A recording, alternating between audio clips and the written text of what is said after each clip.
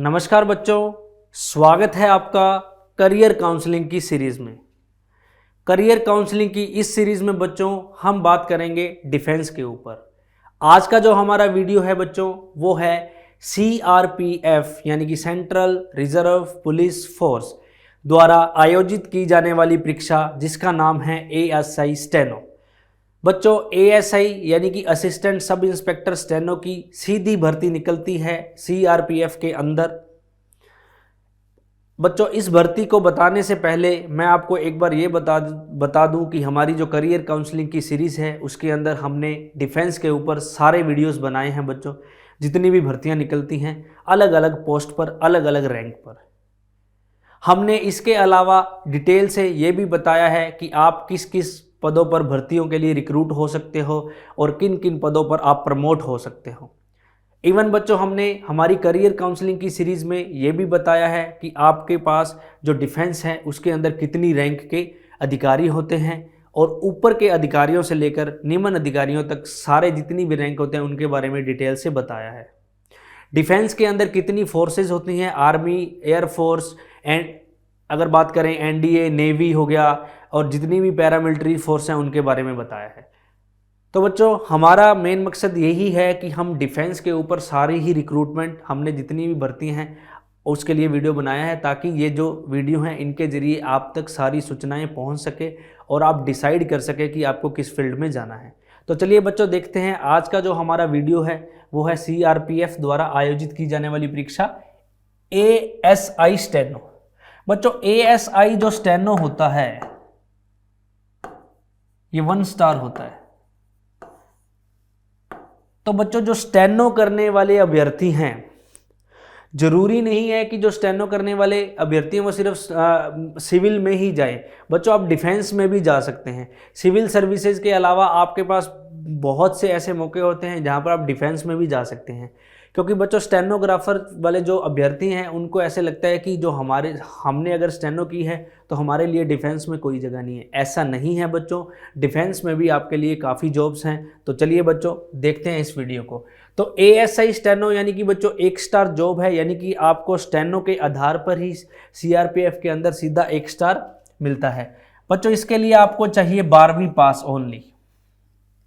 यदि आप 12th पास हैं और आपकी जो एज है वो 18 से लेकर 28 साल तक के बीच में है तो आप इस भर्ती के लिए आवेदन कर सकते हैं, जनरल कैटेगरी के बच्चे। इसके अलावा बच्चों आपको उसके बाद आरक्षण, जो आरक्षित वर्ग हैं उनके लिए अलग से प्रावधान है, रिलैक्सेशन मिलता है एज के अंदर। भर्ती प्रक्रिया की अगर बात करें बच्चों तो भर्ती प्रक्रिया के अंदर इसमें सिर्फ मानक परीक्षण होता है, इसके अंदर दक्षता परीक्षण नहीं होता बच्चों। ये सबसे बड़ी बात है, यानी कि इसके अंदर आपकी बॉडी का सिर्फ मानक परीक्षण होता है, उसका दक्षता परीक्षण नहीं होता। यानी कि हाइट वगैरह, चेस्ट वगैरह चेक की जाती है, इसमें कोई भी दौड़ वगैरह, लॉन्ग जंप, हाई जंप नहीं होता है बच्चों। उसके बाद होती है लिखित परीक्षा और फिर होता है मेन स्किल टेस्ट। बच्चों जो CRPF जो स्टेनो के अभ्यर्थी हैं उनको पता है कि उनके लिए जो स्किल टेस्ट है वो सबसे इम्पोर्टेंट होता है। अब बच्चों यदि आप फ्रेशर हो तो मैं आपको बता दूं कि जो स्किल होता है स्टेनो का वो क्या होता है। तो बच्चों यदि आप फ्रेशर हो तो स्टेनो एक लैंग्वेज होती है, एक कोडिंग लैंग्वेज होती है। आप इस कोडिंग लैंग्वेज के जरिए किसी भी भाषा को जिसमें आप स्टेनो सीखते हैं, मान लीजिए आपने हिंदी में स्टेनो की है या इंग्लिश में स्टेनो की है, तो आप उस भाषा के शब्दों को, वर्ड्स को 1 मिनट के अंदर, स्पीड के अंदर 150 से 200 वर्ड पर मिनट तक लिख सकते हो। इससे ज़्यादा भी लिख सकते हो बच्चों, लेकिन ये डिपेंड करता है आपकी प्रैक्टिस पर। तो बच्चों जितनी भी स्टेनो की भर्तियां होती हैं वो स्पीड के बेस पर ही निकलती हैं। हम बात करें, हमने राज्य सरकार की जितनी भी भर्तियां हैं उन पर बनाई, सेंटर में भी SSC संबंधित जितनी भी भर्तियां उन पर वीडियो बनाया है। स्पीड के आधार पर निकलती है। यदि आप 80 की स्पीड में दोगे तो 3rd ग्रेड पोस्ट के लिए एलिजिबल हो, 100 की स्पीड में 2nd ग्रेड के लिए हो, 140 की स्पीड में आप 1st ग्रेड के लिए होते हो बच्चों। तो हमारा जो यहाँ पे स्किल टेस्ट होता है उसके बारे में हम पूरा बताएंगे, लेकिन उससे पहले हम बता दें आपको इसमें जो मानक परीक्षण होता है, फिजिकल टेस्ट होता है, इसके लिए बच्चों जो हाइट होती है वो 165 सेंटीमीटर होती है मेल कैंडिडेट के लिए और 157 सेंटीमीटर होती है, सॉरी 155 सेंटीमीटर होती है फीमेल कैटेगरी। 155 सेंटीमीटर होती है फीमेल के लिए, ठीक है बच्चों। और उसके बाद अगर बात करें हम आपके चेस्ट की, बच्चों तो चेस्ट के अंदर इसके अंदर 80 सेंटीमीटर मांगा जाता है चेस्ट विदाउट एक्सपांशन के, और यदि एक्सपांशन के साथ 5 सेंटीमीटर का मांगा जाता है एक्सपांशन, यानी कि 5 सेंटीमीटर का एक्सपांशन होना चाहिए। हाइट और बच्चों चेस्ट इसमें इंपॉर्टेंट, हाइट और चेस्ट का ही इसमें इंपॉर्टेंट काम होता है। अब बच्चों यदि आप हाइट और चेस्ट में क्लियर कर जाते हो तो आपको नेक्स्ट कॉल होती है लिखित परीक्षा के लिए।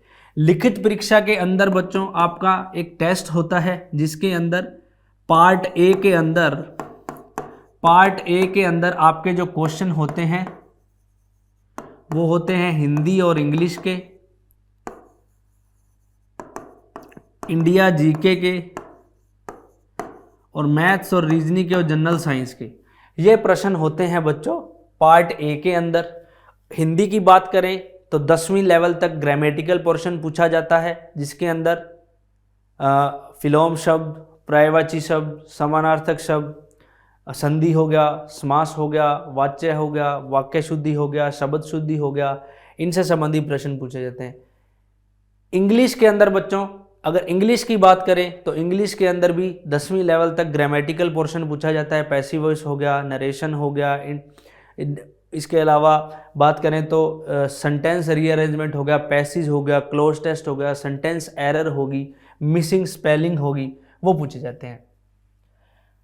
इंडिया जीके की अगर बात करें तो इंडिया जीके के अंदर बच्चों Indian polity, Indian history, Indian geography, Indian culture से संबंधित प्रश्न पूछे जाते हैं।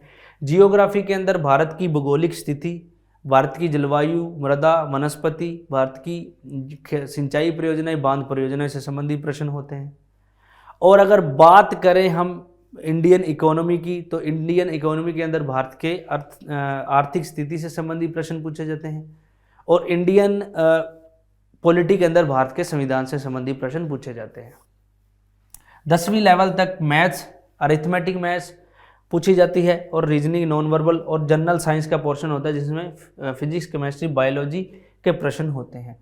बच्चों पार्ट बी के अंदर एक डिस्क्रिप्टिव पेपर होता है जिसके अंदर एक एसे और एक लेटर होता है। 100 नंबर का पेपर ये होता है और 100 का ही ये होता है। आपको इसके लिए तो मिलते हैं पार्ट ए के लिए 2 घंटे और इसके लिए मिलता है 1 घंटा,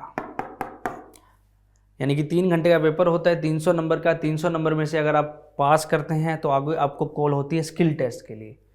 स्किल टेस्ट के अंदर बच्चों स्टेनो का टेस्ट लिया जाता है जिसमें 80 वर्ड पर मिनट की स्पीड से एक डिक्टेशन बोली जाती है। जो बच्चों ने इंग्लिश लैंग्वेज सेलेक्ट की है उसको इंग्लिश में बोली जाती है डिक्टेशन, जिन्होंने हिंदी सेलेक्ट किया हिंदी में।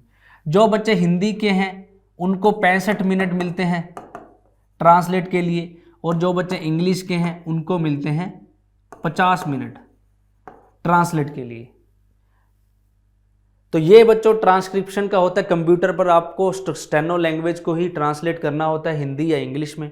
स्किल टेस्ट बच्चों 100 नंबर का होता है, हैंड टू हैंड ही। पैरामिलिट्री फोर्स का तो रूल यही है। सीआरपीएफ के अंदर तो हैंड टू हैंड ही इसका रिजल्ट दिया जाता है। सीआईएसएफ के अंदर ऐसा नहीं होता है बच्चों, लेकिन सीआरपीएफ के अंदर ऐसा ही होता है कि आप स्किल देते हो, थोड़ी देर ही बाद में ही आपका जो स्किल का है वो रिजल्ट वहाँ आपको बता दिया जाता है। फिर उसके बाद आपको कॉल होती है मेडिकल के लिए। मेडिकल टेस्ट के अंदर आपकी बॉडी के चेकअप किए जाते हैं, आपकी आईसाइट चेक की जाती है, कलर ब्लाइंडनेस चेक किया जाता है। उसके अलावा बात करें तो बीपी, शुगर लेवल चेक किया जाता है। कोई बॉडी का पार्ट टेढ़ा मेढ़ा नहीं है वो चेक किया जाता है, या बॉडी पर कोई टैटू है तो वो चेक किया जाता है। तो बच्चों ये फाइनल प्रोसेस होता है। मेडिकल को क्लियर करने के बाद आप अंतिम रूप से एएसआई स्टेनो की भर्ती के लिए रिक्रूट हो जाते हो। बच्चों एएसआई जो स्टेनो होता है वो पैरामिलिट्री फोर्स में एज ए मिनिस्ट्रियल कैडर के अंदर होता है, यानी कि वो एक क्लर्क का काम करता है। तो आज का जो हमारा वीडियो था वो था सीआरपीएफ द्वारा आयोजित की जाने वाली परीक्षा एएसआई स्टेनो, जिसके बारे में हमने बताया कि इसका क्या भर्ती प्रोसेस होता है, इसका क्या सिलेबस होता है। ऐसे ही आप अन्य वीडियोस भी देख सकते हैं बच्चों। आज की वीडियो में इतना ही, धन्यवाद।